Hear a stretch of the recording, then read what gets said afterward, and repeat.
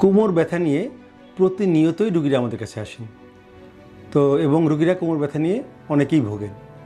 এক্ষেত্রে সবচেয়ে বড় কথা হচ্ছে যে খুব সাধারণ কারণে সিম্পল মাস্কুলোস্কেলেটাল পেইন থেকে শুরু করে যে কোনো অর্থোপেডিক্সের সমস্যা, আবার ইউরোলজিক্যাল বিভিন্ন সমস্যাতেও কোমর ব্যথা হতে পারে। কাজেই আমরা প্রথমেই দেখি যে আসলে কী কারণে বা ব্যথাটা কীরকম। যদি ব্যথা শুধু কোমরেই হয় এবং হাঁটা চলা ওঠা বসার সাথে যদি সেটা বাড়ে কমে, ব্যথার ওষুধ খেলে কমে, সেক্ষেত্রে অনেক সময় দেখা যায় অর্থোপেডিক্সের সমস্যা হয়। কিন্তু অনেক ক্ষেত্রে দেখা যায় যে কিডনির ভিতরে যদি পাথর হয় এবং কিডনি ব্লক করে দেয় তাহলে কিন্তু এরকম ব্যথা হতে পারে। আবার পাথর যদি নালিতে থাকে তাহলে কিন্তু ব্যথাটা এই কোমর থেকে সামনের দিকে রেডিয়েশন বা সরিয়ে যেতে পারে। আবার কিডনির টিউমারও কিন্তু একটা কোমর ব্যথার কারণ, ইনফেকশনও কারণ।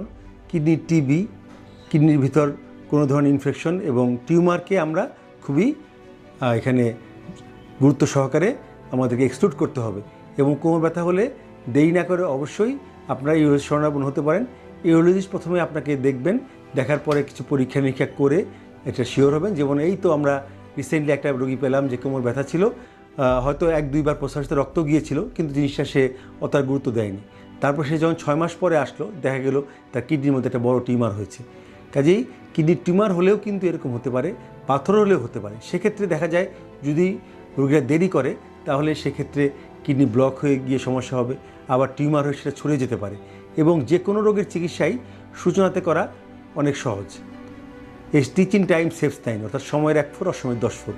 কাজেই যে কোনো ব্যথা বা যে কোনো কোমরে ব্যথা হলে অবহেলা না করে দ্রুত ইউরোলজিস্ট শরণাপন্ন হন।